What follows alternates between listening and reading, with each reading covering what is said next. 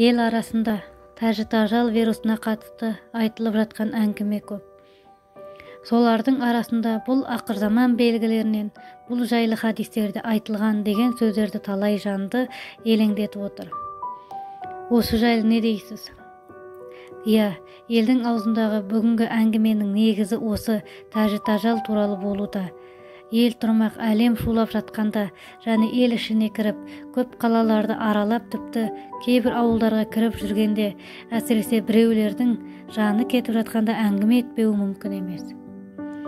Дей тұрсақ та, ел арасында бұл індеттің бар екендігіне сенбеушілер де жеткілікті. Мысалы, Қытайға бұл індеттің тарағанына бірнеше айдың жүзі болды.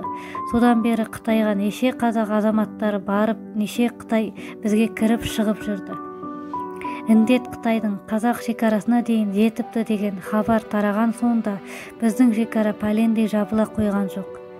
Жабылды дегеннің өзінде күніне жүздеген жүк көліктері өтіп, Алматының Алтын Орда базарында тұрғандығын ел айтып жүрді. Енді сенбейтіндер неге сол аралықтарда кірмейді де бас санитардың наконец-то деп күн белгіленген уақытынан бастап белгілі болды дейді.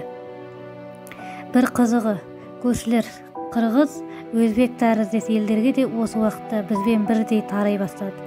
Бірақ сөйте тұра тәжік еліне бірде-біреуі кірмей қалады.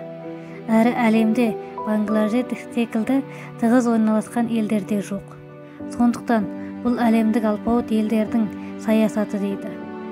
Енді біреулер, расында індет бар, алпауыт елдер жасады, Қытайға салды, бірақ өздері ақырында мутацияға айналған соң ие бола алмай қалды дегендер де бар. Иә, не де болса бұл індеттің бар екені анық, және оны дамыған елдердің жасағандары да анық. Иә, ие бола алмай қалғандары да анық. Бірақ бұдан да анық және қанық нәрсе бар, шындық бар, ол бұл індеттің Алладан екендігі. Құранда Алла тағала, бір ел бұзылатын болса, сол елдің ең азғындарын елдің басына қойып қоямыз дейді.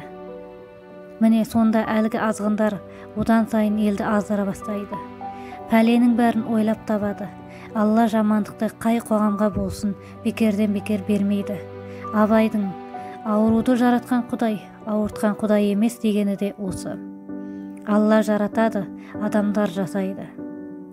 Жамандықты да, пәлені де, індетті де адамдардың өздері тілеп алады. Тілеп алған дерттің емі болмас. Ал енді хадистерде келеді дегенге келсек, өз басым соңғы бағдарлауымда сол айтылған хадистердің уақыты осы заман екендігі көрінеді. Әрине, бөлуші бір Алла. Мысалы, бір хадисте тажалдың кетер алдында жер бетін індет жайлайтын болады, зілзалалар көбейеді, шегірткелер қаптайды.